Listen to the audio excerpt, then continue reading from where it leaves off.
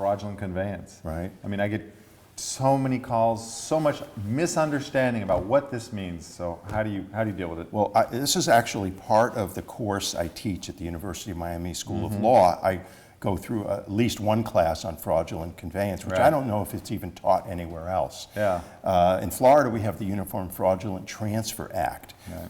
A fraudulent transfer or a fraudulent conveyance is a transfer made for little or no consideration, meaning you didn't get anything in return, Right. okay, with the intent to hinder, delay, or defeat the claim of a creditor. Right. Okay. The fact that the word fraud is part of fraudulent scares a lot of people. That's right. Okay. Okay, because attorneys, by our code of ethics, are not allowed to assist a client in committing fraud. Fraud, yeah. But the Florida Supreme Court, for example, and also in New York, a pretty liberal state, Yeah. have held that you can't be, if you're, if you assist somebody in structuring something that turns out to be a fraudulent transfer, you can't be sued for damages. Right. And Utah, for example, in their alleged asset protection trust laws, provides that the attorney who helps a client structure something that turns out to be a fraudulent transfer can't be sued. Right. So that's the attitude, at least in these jurisdictions, okay? So a fraudulent transfer is typically not a crime, okay? Right. It is what's called a supplemental proceeding. Yeah. Someone sues you, they get a judgment against you, then they proceed to find out what assets you have and what assets you've transferred for the last 4 years usually.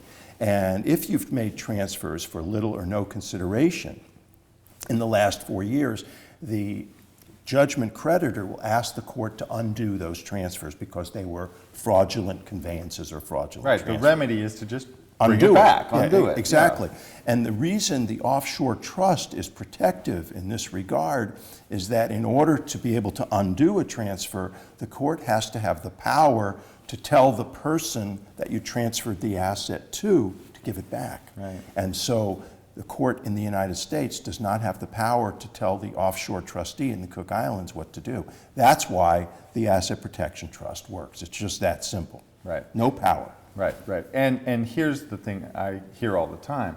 I don't want to do anything wrong, and I don't want to do anything that is going to get me thrown in jail. Okay. Let me just go one step further and compare fraud with fraudulent conveyance. I've just given just given the definition to the audience of a fraudulent conveyance. Right. Fraud is defined in Black's Law Dictionary, which all law students have to buy. Yep. Okay. Fraud is defined as an intentional misrepresentation of a material fact to induce someone to act or refrain from acting to their detriment. Right. And that is usually a crime. Yeah. Okay. Yeah. Fraud It's is the biggie. Right, and it's an entire, if you look at those two definitions, it's clear that they're entirely different. Right. One is a transfer with the intent to hinder, delay, or defeat the claim of a creditor. The other is an intentional misrepresentation to get somebody to do something that's going to hurt them. Right. Okay? Very clearly two different things. Well, and there's also fraudulent conveyance is a mental intent. In other words, it's a state of mind. So the court has to look into your mind and say, what were you thinking about when you made that transfer? Right. So what that means is there's a whole bunch of factors that we have to look at. Right. If a client has, for example, a potential creditor, but there is no creditor, well then I feel very comfortable taking their assets and protecting them because there's no creditor there. Right. On the other hand, if a client has a creditor and they owe $200,000, but they have $5 million, we're still protecting all their assets because we're in a situation where we're not going to be making them insolvent. Right.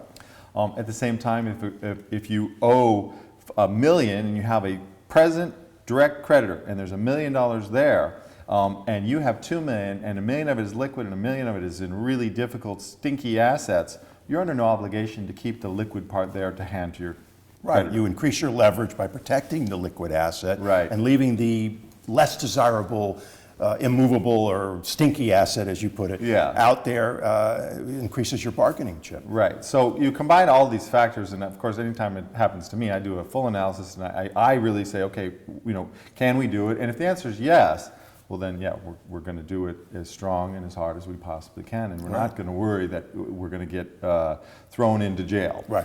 Which maybe brings up the next biggest question is, will I go to jail? Will I go to jail? Yeah. Okay.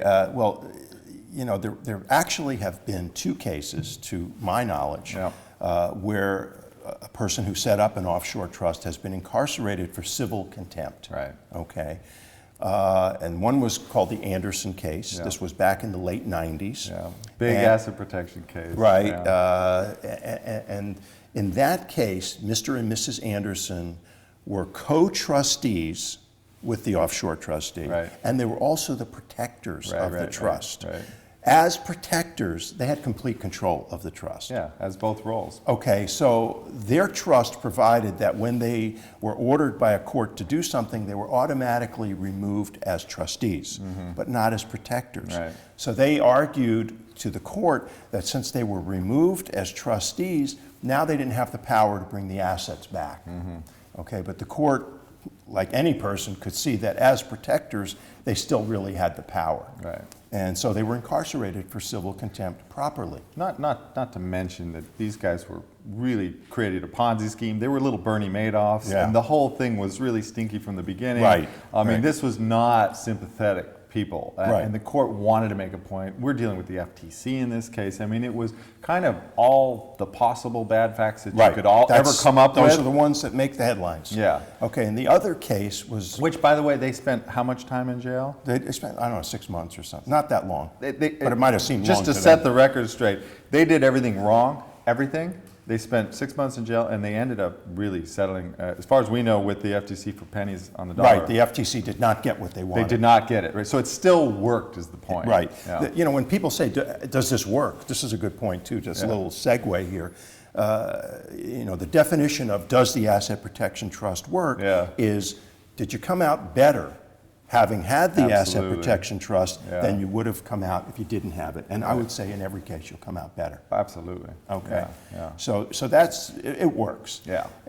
You know, the other thing people are concerned about is this contempt, which we just mentioned, the Anderson case. The other sort of big case, if you will, came from South Florida, and it's called the Lawrence case. Yes. And very, very misunderstood case. Yeah, very Okay. misunderstood. First of all, I knew the lawyer who prepared the trust in this case. I didn't know it at the time, but I found out later that I knew the guy. Okay. And this was the first trust he ever did. Oh, Okay, that's Surprise. number one. And that was evidenced by the fact that provisions kept getting added to the trust. Oh, Okay? yeah, Getting added to the He trust. didn't get it quite month right by the month, first right? time, He didn't yeah. get it right the first time. Yeah. But what happened was,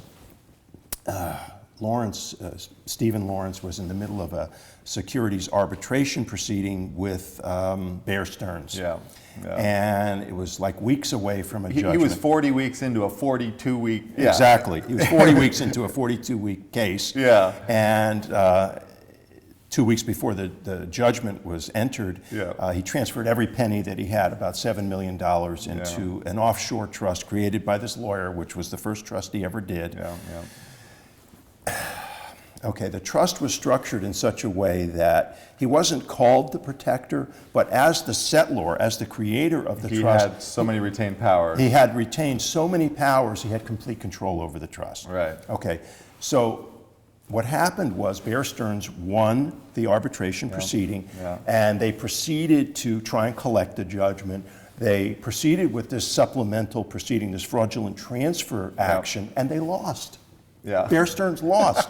Most people don't know. At that point, Lawrence was home free, but he didn't want to have this judgment out there hanging over him. So, clever guy that he was, he shot himself in the foot and filed a voluntary petition in bankruptcy to try and get rid of the judgment. Oh, my gosh. If he had left it alone at that point, He'd have been home he'd free. have been home free. Yeah. Okay, but he shot himself in the foot. He filed this petition in bankruptcy. And when when you enter into this bankruptcy arena, Yeah. Different game. by it's the a whole way. different Yeah. game. Now you're in a federal court, Yeah. and a trustee in bankruptcy is appointed to administer the whole proceeding. And the job of the trustee in bankruptcy is to gather together the bankrupt's assets and pay the creditors proportionately. Yep. That's, in general terms, what it is. So in this process of gathering the assets, this trust came out. And so there was a hearing on this trust.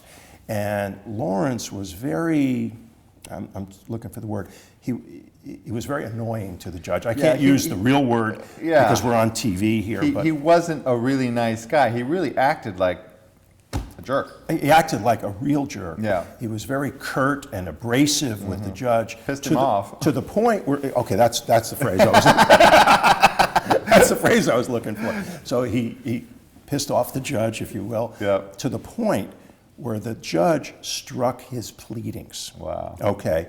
That's as if he didn't file an answer. Right, okay. right. And what that means legally is, you know, that whatever the other side said is deemed to be correct. Yeah.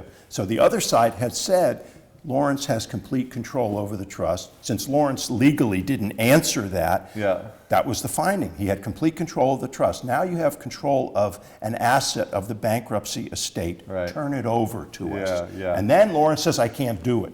And so the contempt follows. Contempt Yeah. followed. So that's the true story of the Lawrence case. And he ended up being in jail for many years. Yeah. Many years.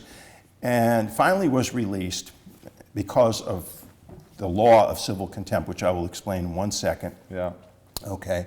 He was released, but with conditions where the judge ordered the United States State Department not to issue him a passport. Wow. They ordered Lawrence not to leave the state of Florida. Yeah. Okay, punishment enough. Yeah. And they ordered him to provide quarterly financial reports. But the trust is still out there, is And my he's still understanding. living off of it. Somehow. Somehow, yeah. Okay. Yeah. But to get to what the law is in this country, the Yeah. law of civil contempt in this country has been set forth by the United States Supreme Court and has not changed since 1948. Right. Okay, and the law is as follows. You can't be incarcerated for failing to do something that's impossible for you to do, Right. even if you created the impossibility, because to incarcerate you in that circumstance would amount to punishment. Right. And civil contempt can't be used to punish you. It can only be used to coerce you to do something, to Right. force you to do something. Right. And most people don't understand that. It's not properly argued in the cases. No. But that is the law in this country. So, I mean, the moral of this story, the message is that we've had two cases where we've had any time in jail with an asset protection structure.